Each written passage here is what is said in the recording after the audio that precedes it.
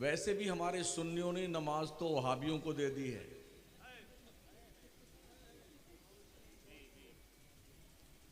बोले हमने नियाज ले लिया है, नमाज उनको दे दी।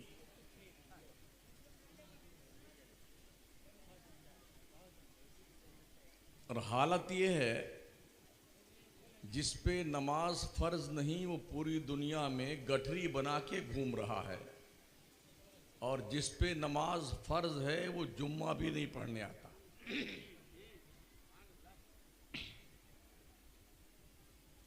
और हमारे इन जलसों के ज़रिए से जो हमारी कौम की इस्लाह होनी चाहिए थी, वो करीब करीब ना के बराबर है।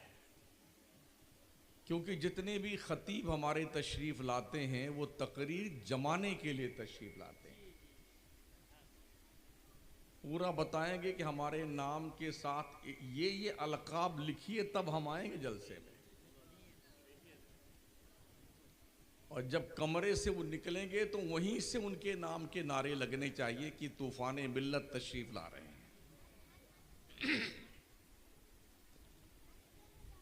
तो बड़ा अलमिया है हमारी जमात का, अरबों रुपए एयरली मुसलमानों के सुन्नियों के जलसों पे खर्च होते हैं। रिफंड हमारी कौम को कुछ नहीं मिलता सिवाय वाह वाह वाह वाह वाह सुभान अल्लाह जिंदाबाद जिंदाबाद, इसके अलावा और कुछ नहीं।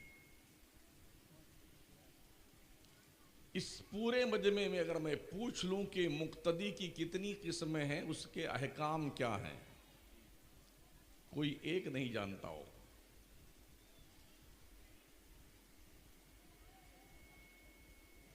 तो क्या हम छुट्टा सांड बनाए गए हैं, या हमारी कुछ जिम्मेदारियां हैं? हमारे रब ने कोई यूं ही हमें पैदा कर दिया है? शायद लोग ये सोचते हो, अफहसिबतुम अन्नमा खलकनाकुम अबथं व अन्नकुम इलैना ला तुरजऊन। क्या तुम ये सोचते हो कि तुम्हें अल्लाह ने बेकार पैदा कर दिया है? तुम्हारी पैदाइश का कोई मकसद नहीं है? और क्या तुमने ये सोच रखा है तुम्हें मरने के बाद अल्लाह के यहां जाना नहीं है? अगर तुमने ये सोचा है तो तुमसे बड़ा अहमक और बेवकूफ कोई नहीं। हर कोई आकर सिर्फ जन्नत ही बांटता है। पीर आए तो जन्नत बांटे, खतीब आए तो जन्नत बांटे, और जी नकीब आए तो जन्नत बांटे, शायर आए तो जन्नत बांटे। इतना मतलब उभार उभार करके बस जैसे जन्नत यहीं लोनावा के गांव के बगल ही में आबाद की गई, ये उठाया और ये दे दिया, ये मकसद है। पता नहीं है कि जाएंगे कहां, जन्नत में या दूसरे घर में, मगर इतना हम बेटे मोच पे ताव धर के फिरते ना, हम ही जन्नत में जाएंगे, हम ही। प्रूफ है। हमारे जलसों में अगर कौम को अल्लाह का खौफ दिलाया गया होता तो हमारे सुन्नियों की तादाद मस्जिदों में ज्यादा होती, मज़ारों पे नहीं। आज सुन्नियों की तादाद मज़ारों पे ज्यादा है, मस्जिदों में नहीं। और शायद हमारी सुन्नी कौम ने यह समझ रखा है कि जो मज़ार वाले बुजुर्ग लोग हैं ना, चाहे नमाज एक को मत पढ़ो, ये सब पकड़ के जन्नत में ऐसे ढकेलेंगे, ये तेरी ये तेरी ये तेरी। पूरे हिंदुस्तान के बुजुर्गों की बात तो छोड़ दीजिए, जो सारी दुनिया के वलियों का ताजदार शेख अब्दुल कादिर जिलानी गौसे आजम बड़े पीर दस्तगीर हैं, वो फरमाते हैं अगर बेनमाजी मुसलमान मर जाए तो उसको कब्रिस्तान में दफन मत करो, उठा के गड्ढे में फेंक दो। कहां बैठे हैं आप कि नमाज नहीं पढ़ेंगे और जन्नत में जाएंगे?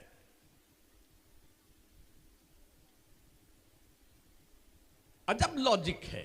सियासत हमारे पास नहीं, क़यादत हमारे पास नहीं, दौलत हमारे पास नहीं, सोर्स हमारे पास नहीं, दुनिया में कोई हमें घास नहीं डालता, इतनी जिल्लत है, कोई शऊर नहीं। बस इतने बड़े से हम सियासतदान लोग हैं, इतने दिमागी लोग हैं कि शायद इनसे बड़ा अबू अली सीना, सुकरात और बुकरात भी इनका शागिर्द था। हाँ, जब बैठेंगे चाय के ढाबली पे तो लंदन और अमेरिका से नीचे बात नहीं करते हैं। जिनकी उनके घर की मुर्गी नहीं सुनती ना, वो लेक्चर देते हैं अमेरिका, ब्रिटेन और जर्मनी और कनाडा को। मतलब यह कि हमारा सियासी शऊर मर चुका है और मकसदियत के भेंट चढ़ने के बजाय बेमकसदियत के तुरबत पर डफली बजा रही है। और फिर भी लोग बड़े खुश हैं। आजादी हिंद से लेके अब तक का जो हमारा अपना तजर्बा और हमने जो पढ़ा है वो यही है कि इस कौम को इतना ज़्यादा जलील कर दिया गया है कि अब आज की तारीख में मुंह खोलने से ये कौम डरती है, बोलने से डरती है। मस्त अपने हाल में है। साल भर में 1000 1500 उर्स होता है हिंदुस्तान भर में। ये खिचड़े का मौसम आ गया या ताजिया का मौसम आ गया, ये बाबा का उर्स आ गया, अब अल्लम बल्लम उठाने का मौसम आ गया, झंडा लेके जाएंगे यहाँ से गाजी सरकार बहराइच शरीफ। समझते हैं कि सबसे बड़ी खिदमत दीन की यही है। ये सब जहालत है, जहालत जहालत, ओनली जहालत है। 2-4 साल से तो ये जंगलीपन चालू है। ताजियों के साथ बुत लगा दिए गए, मूर्तियां रख दी गई हैं और हमारा सुन्नी बुत परस्ती कर रहा है, बुत परस्ती। 50 वीडियो और फोटो मेरे पास मौजूद है ताजियों के, जहां मौलाना लोग, पीर लोग सब ताजिया कंधे पे उठाए हुए हैं और मूर्तियां लगी गले में लटक रही उन ताजिया बाबा को। बदकिस्मती से ये सारा धंधा, गोरख धंधा और ये जंगली पल्स सिर्फ सुन्नियत के प्लेटफॉर्म से हो रहा है। मौलाना डर के नहीं मारे बोलता नहीं बेचारा। अगर बोल दिया तो सिटवा नाराज हो जाएगा, बोल दिया तो सदर सेक्रेटरी खजांची नाराज हो जाएंगे, कमेटी नाराज हो जाएगी। अगर बोल दिया तो नजराना कट जाएगा, आगे फिर बुलाए नहीं जाएंगे। ये वो खौफ है जो इंसान को हक बोलने से रोक रहा है। और गुमराही के इस दलदल में हमारी कौम का बच्चा, बूढ़ा, जवान, मर्द, औरत सब दलदल में धंसे जा रहे हैं। कौन जिम्मेदार इसका है? हमने पूरे मुल्क में लोगों से पूछा है क्या है ताजिया, कोई जवाब किसी के पास नहीं। किसके गम में उठाते हो? क्यों बनाते हो तुम ताजिए? तुम्हें हुसैन के नाम पे ताजिया तो याद आता है, हुसैन का करबला में आखिरी सजदा याद नहीं आता? 3 दिन भूखे प्यासे रह करके कोई माई का लाल करबला में इस कंडीशन में भी उनकी सजदे और उनके इबादत का रंग कोई बदला हो तो मुझे बताओ।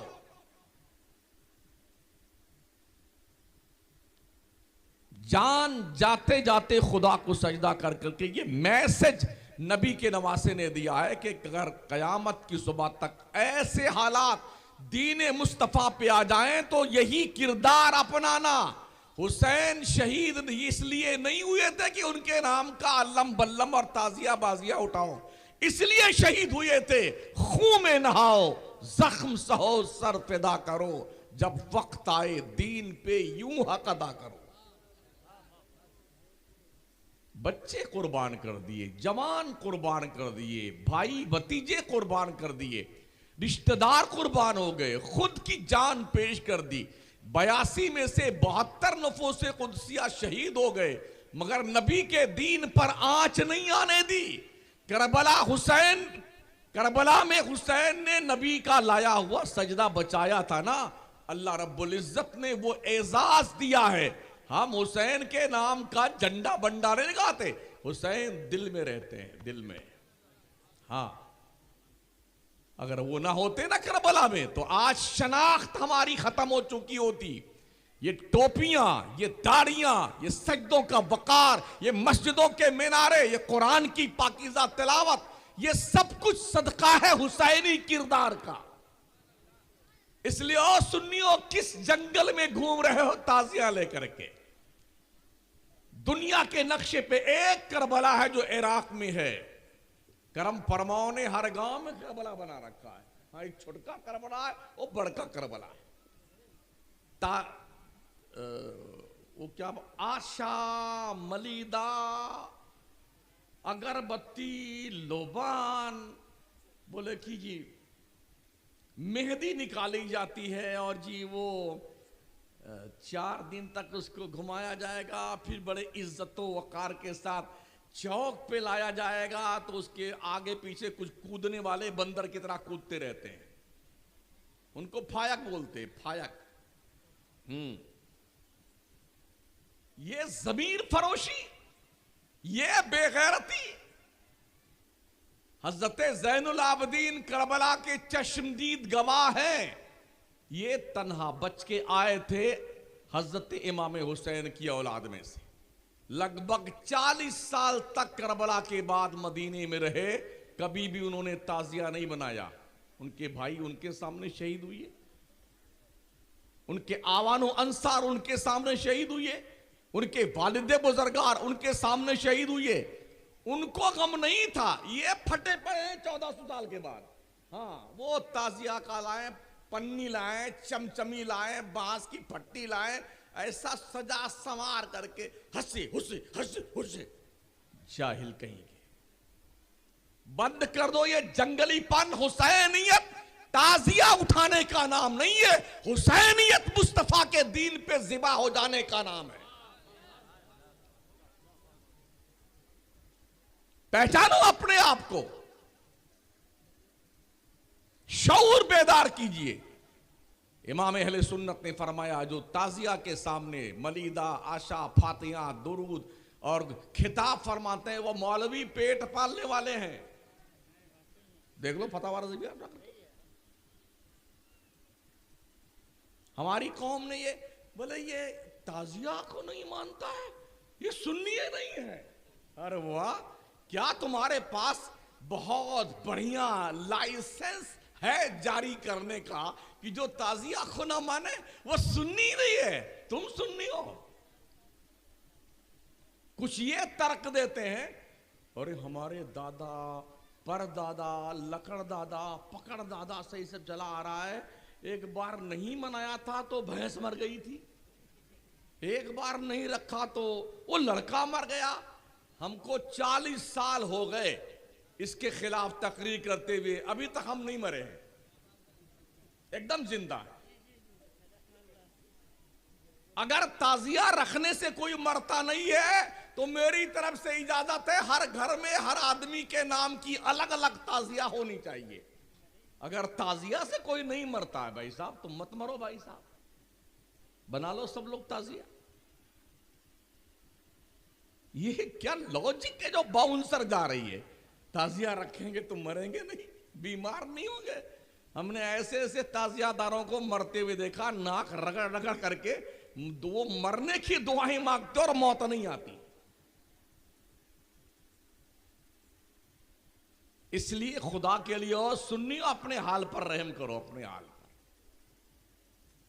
ताजिया ताजियत से बना है। ताजियत कहते हैं जिसके यहां कोई मर मुरा जाए ना, उसके यहां जाकर के गम के अल्फाज कहना, भाई साहब सब्र कीजिए, इन अल्लाह मअस-साबिरीन, सबके साथ ऐसे ही होता, इसको ताजियत कहते हैं। तो क्या करबला वालों को तुम मुर्दा मानते हो? अरे करबला की शहीद मुर्दा है कि जिंदा? कुरान जिनके जिंदगी की गारंटी देता हो, जब वो जिंदा है तो ये ताजिया वाजिया क्या बला है? इसका मतलब ये है, इसके पीछे रीजन ये है जहनी अय्याशी, बेगैरती, बेशर्मी। मिल्लत की बहु बेटियों को बरसरे बाजार रुसवा करना, गली कूचों में जुलूस निकाल करके पैसा वसूलना और हंगामा बपा करना और अपनी जहालत का ढोल पीटना ताकि लोगों को लगे बहुत बड़ा इसकी मोहब्बत का शौक चर्रा रहा है इमाम हुसैन की मोहब्बत में। हमने कभी नहीं देखा, करबला जाके आए वहां ताजिया नहीं देखा हजरत हमने। अभी हम फिर 12 तारीख को जा रहे हैं Karbala, Baghdad, Kufa, Najaf, Karbala, कासिमैन सब देखा कई बार, फिर भी जा रहे हैं। झुक झुक के देखा इमाम हुसैन के मजार के आसपास, इस जाली से उस जाली से, अब्बास अलमबरदार के उधर, हजरत मुस्लिम बिन अकील के यहाँ, मौला अली करमल्लाहु ताला वजहुल करीम के यहाँ, शहजाद गाने मुस्लिम के यहाँ मुसय्यब में देखा, कासिमैन में देखा, कोई नहीं पूरे इराक में कहीं यक्को ताजिया नहीं, ना छुटका है ना बड़का है। ये हिंदुस्तान के हमारे लोग पगलाए हुए बैठे, इसी में लगे हुए हैं लोग।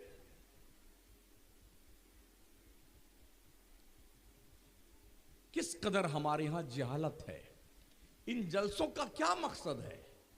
रुपए खर्च होते हैं, लोग बुलाए जाते हैं, आपका वक्त बर्बाद होता है। आपको अगर सही मानों में इल्म ना सिखाया जाए, अच्छी बात सच्ची बात ना बताई जाए, तो मेरे इतनी दूर से आने का फायदा क्या हुआ? मैं खुश करने नहीं आया हूं, मेरे पास जन्नत का टिकट नहीं, मुझे खुद पता नहीं कि जन्नत में जाऊंगा कि नहीं जाऊंगा, मैं कहां से आपको टिकट दूं? मैंने हमारे पीर साहब वादा किए हैं हम जन्नत में लेके जाएंगे। मैंने ऐसे पीरों से वहीं स्टेज में पूछ लिया आप जाएंगे, तो उनके चेहरे का रंग बदल गया।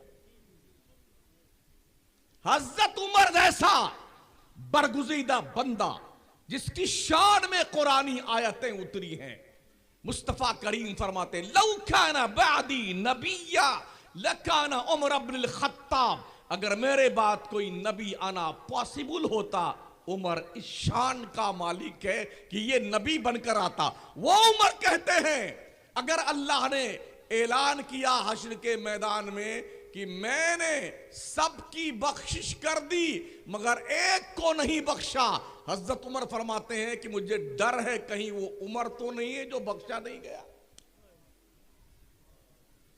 जिनकी नेकियां आसमान के सितारों के बराबर है, जिनको देख के शैतान डर के मारे रास्ता बदल देता था। आका करीम फरमाते हैं मफहूम हदीस, उमर जब तू रास्ता चलता है ना और शैतान तुझे देखता है तो तेरे डर से वो अपना रास्ता बदल देता है। ये वो उमर कहते हैं और फरमाते हैं अगर अल्लाह ने ये ऐलान किया मैंने किसी को नहीं बख्शा मगर एक को बख्शा है, तो फरमाते हैं मैं उम्मीद रखता हूं रब की जात से वो उमर ही बख्शा गया होगा। ईमान किसे कहते हैं? खौफ और उम्मीद के बीच की एक कैफियत है जिसे ईमान कहा जाता है।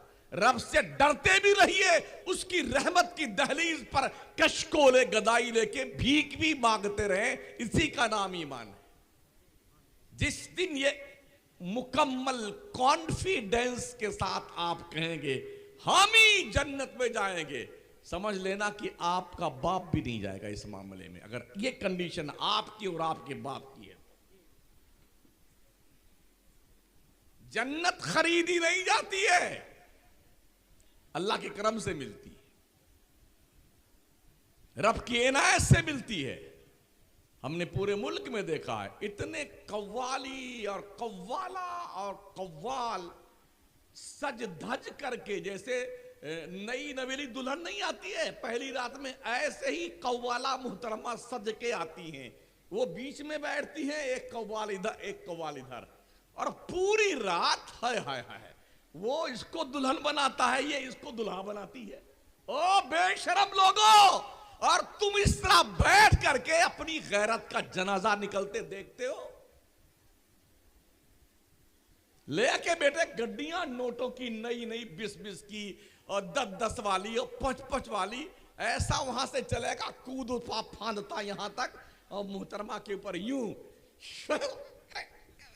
यूं लुटाता है। अबे तेरी मां अगर मर रही है उसकी दवा पे खर्च कर ये पैसे, तेरा बाप जरूरतमंद है उसे दे ये पैसे। इन तवाइफ नुमा लोगों पे पैसे खर्च करके क्यों जिंदगी बर्बाद करता है?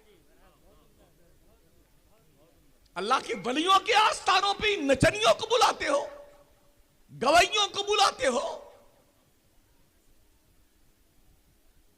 भेजा खराब हो गया क्या? अगर किसी को बहुत तुर्रम खां बनते हो ना, मरते ही नाम बदल जाता है महोदय जी। कोई नहीं पूछता ये खान साहब मरे, मुर्दा मुर्दा मुर्दा। और ऐसे भी अगर इस तोद शरीफ पर कोई घमंड की, गुरूर की, पैसों की, फिरौनियत की, बेहूदगी की चर्बी ज्यादा चढ़ जाए तो अपने गांव के कब्रिस्तान में अकेले रात में जाकर के एक बार चक्कर लगा लो और पूछिए जो अब तक जा चुके हैं, सरपंच साहब कैसी तबीयत शरीफ आपकी? अब्बा हुजूर कैसे हैं आप? दादाजी कैसी तबीयत शरीफ आपकी है? अंदर ठीक लग रहा है? हवा तो चलती होगी ना? कुमकुमे लगे आपकी कब्र में? ओ नरम बिस्तरों पे नींद ना पाने वालों और नींद ना आने की वजह गरम बिस्तर, नरम बिस्तर नहीं, ऐसी नहीं तो नींद नहीं आती है। पूछो मरे हुए लोगों से उसकी कब्र में क्या ऐसी लगी हुई है?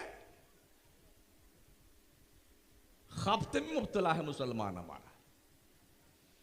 जिस कौम की बच्चियां, बहनें, बेटियां, माएं भाग कर गैरों से शादियां कर रही हूं मुर्तद होकर के, वो कौम भी जिंदा है गैरत के साथ। डूब मर जाओ।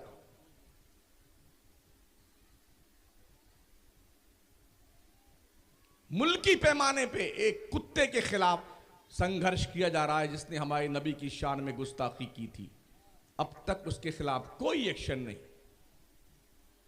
हम भी भारत के बाशिंदे हैं, बाई चॉइस रह रहे हैं भारत में, किसी के प्रेशर से नहीं। देश का संविधान हर भारतीय नागरिक को अपने धर्म के अनुसार आजादी के साथ जिंदगी गुजारने का बाज़ाब्ता तौर पर हक देता है। कोई किसी मजहब के खिलाफ टिप्पणी नहीं करना चाहिए, ऐसा हमारे देश का संविधान बताता है।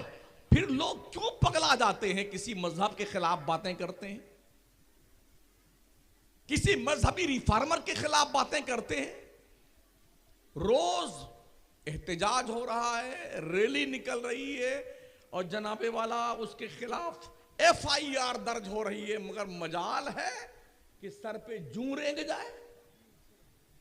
ये हालात देखने के बाद भी क्या आपको नहीं लगता कि आपको अल्लाह रसूल के दामन में पनाह लेनी चाहिए?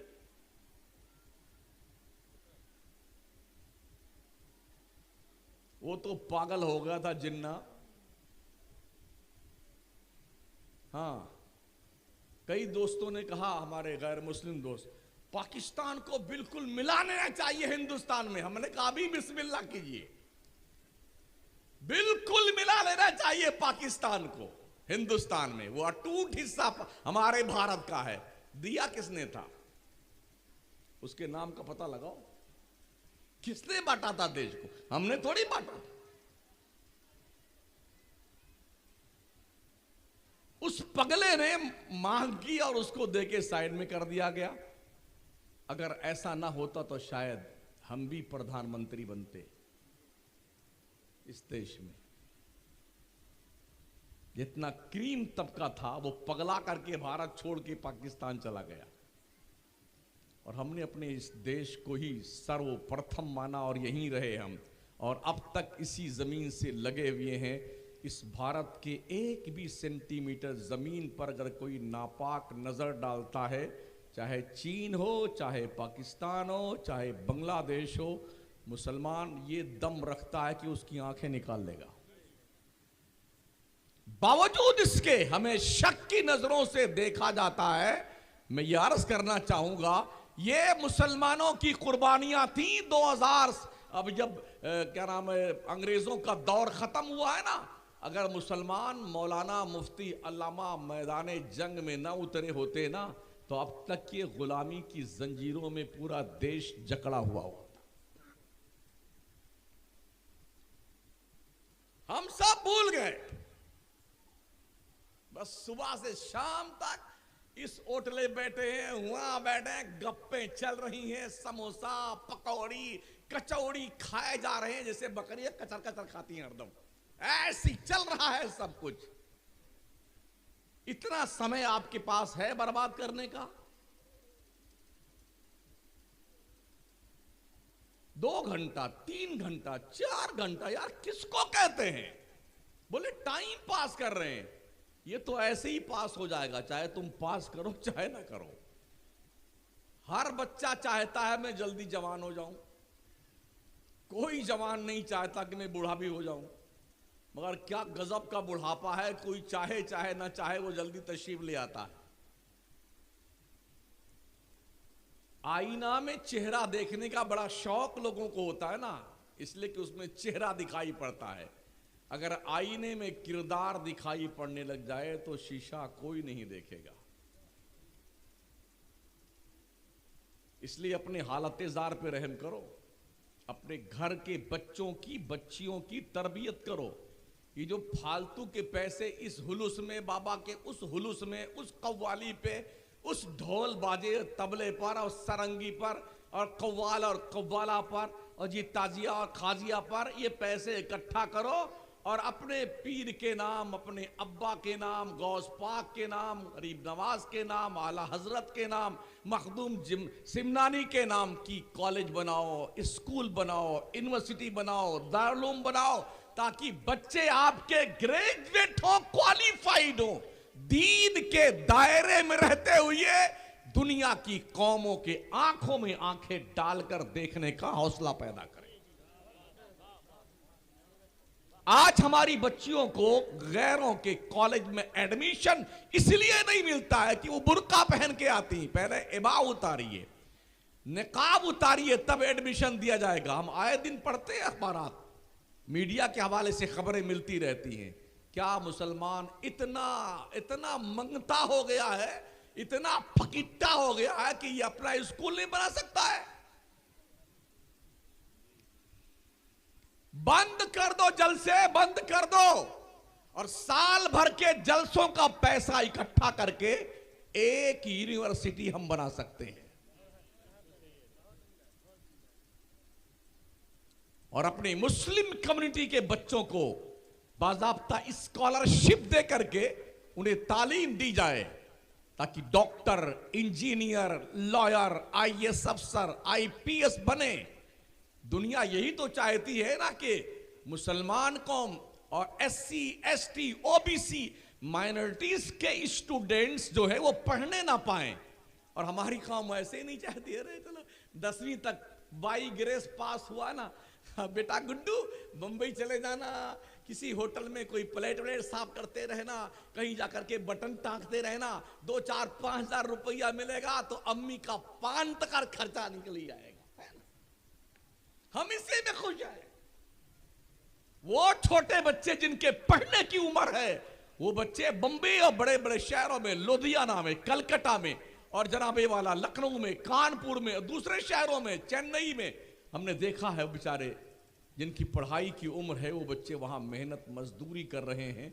बड़ी ही कसम पुरसी के आलम है। क्या बच्चे आपने इसीलिए पैदा किए थे?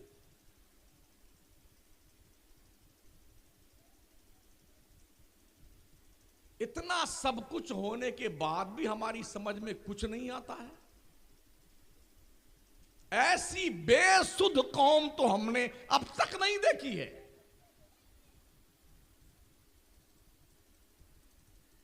इस्लाम का कानून है किसी पर जुल्म मत करो। अगर तुम्हें कोई एक थप्पड़ मारता है तो चुपचाप बर्दाश्त मत कर लो।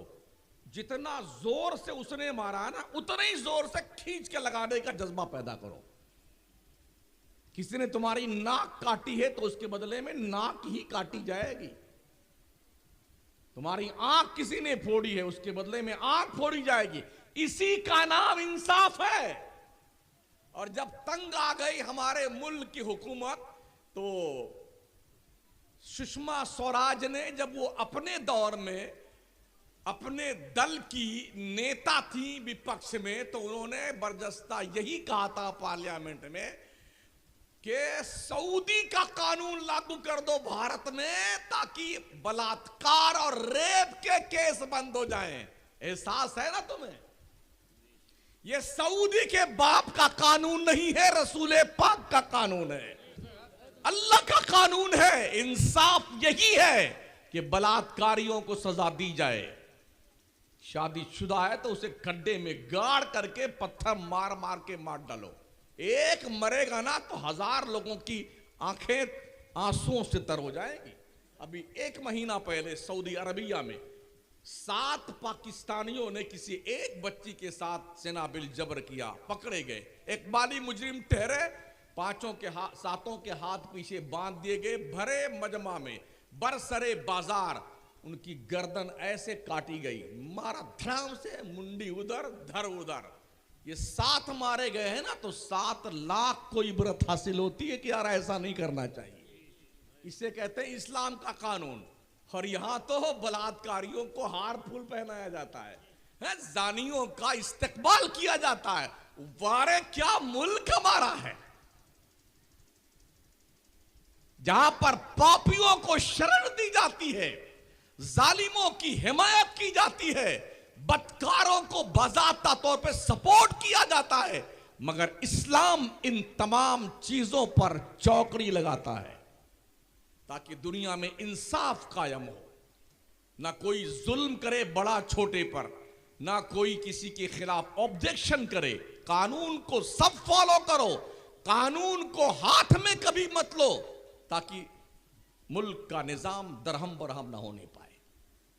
तो मैं अर्ज कर रहा था साथियों, ये जो अरबों रुपए हमारे सुन्नियों के इस बकवास पे खर्च होते हैं ना, सिर्फ मुंबई महाराष्ट्र का मुसलमान मुहर्रम के महीने में, 1 महीने में कम से कम 1 अरब रुपए का खिचड़ा खा जाता है। अगर आप मुंबई रहते हैं, आप देख लीजिए, हर गली में 200 देग यहां है, 400 वहां चढ़ी है, 500 देग वहां चढ़ी है, पूरी रात देग घोटाई। अबे मरदूद नमाज का भी वक्त तो आता है इस बीच में,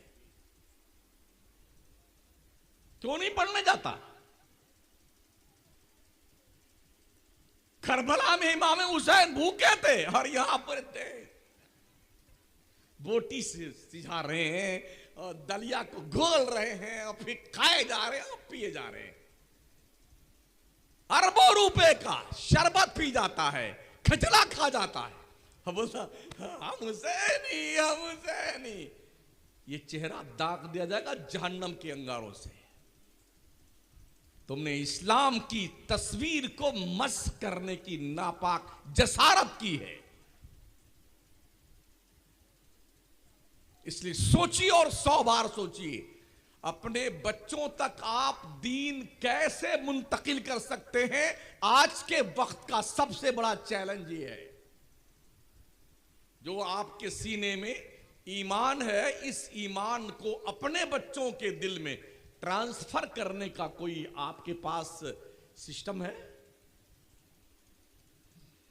मदरसे में तो कोई 5% बच्चे पढ़ने आते हैं, और मदरसों का हाल यह है कि कहीं की ईंट कहीं का रोड़ा, भानुमती ने कुंभा जोड़ा।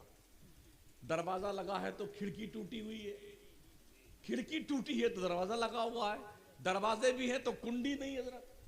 हाँ, बाथरूम में उसकी भी कुंडियां टूटी हुई हैं। एक बार तो हम धोखे चले गए, धोखे में इस्तिंजा करना था, अंदर गए तो कुंडी टूटी हुई। वो तो खैरियत था, कोई आया नहीं।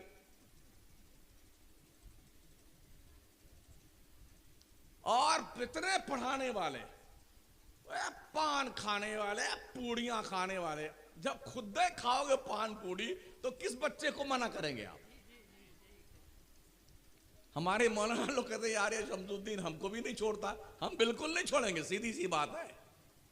हमें फिर बुलाना चाहे मत बुलाना, मुझे शौक नहीं चल रहा था तकरीर का। हाँ, पूरी सीढ़ी पे ऐसे थूक थूक करके लगता है कि यहां कोई इंसान नहीं, जानवर बसते हैं।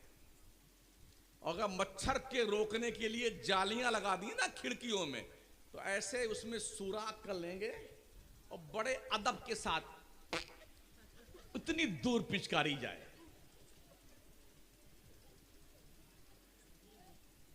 क्या ख्याल है यार? तो मदरसों में भी पढ़ाई का मिजाज इतना गड़बड़ शड़बड़ हो गया है। हर मदरसे में जब स्कूल की मदरसे की घंटी लगे तो मोबाइल के दादी अम्मा को जमा कर लिया जाना चाहिए। ऑफिस में इस दादी अम्मा को जमा कर लो वरना मदरस पढ़ाएगा नहीं। मुशाहदा बयान कर रहा हूं मैं। हाँ, 3-4 बच्चों को बिठा लेगा हिफ्ज़ सुनाने वालों को और यूं लेके बैठ जाएगा। पान को खा ही रहा है। अगर सही मानों में थोड़ा मुंह खुल जाए ना तो इस कुर्ता लाल पीला हो जाए। तो जब किसी से बात करनी हो यूं यूं करता है। नहीं देखा है? क्या स्टाइल बेटों की है। 2 पूड़ियां इतनी इतनी खरीदते हैं तो दोनों की गर्दन काटते हैं। कुछ देर ऐसे ऐसे करते रहेंगे, फिर मिलाएंगे, फिर ऐसे ऐसे करते रहेंगे, फिर बड़ी स्टाइल यूं उड़ाए, तोता का मुंह बनाएंगे यूं, तब फिर डालेंगे।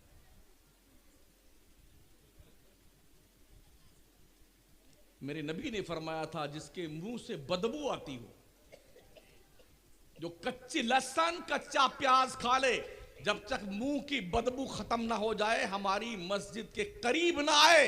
ये सरकार ने फरमाया था।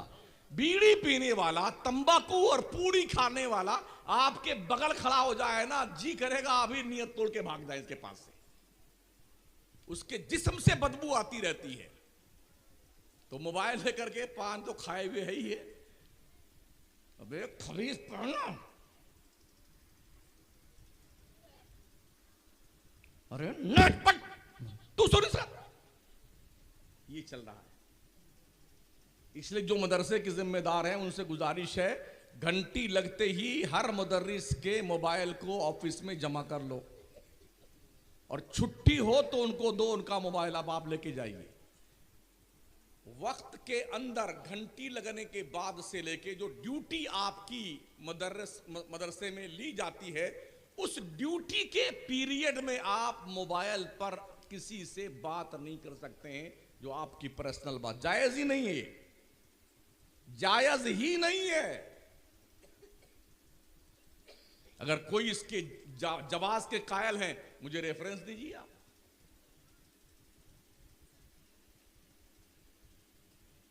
बहुत बुरा हाल है।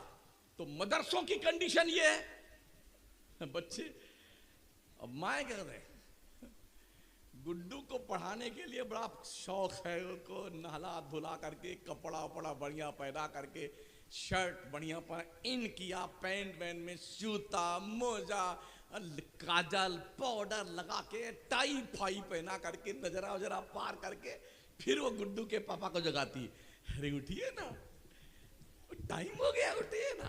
वो आधी पैंट पहने भागता है पुरुष से मोटरसाइकिल लेकर के।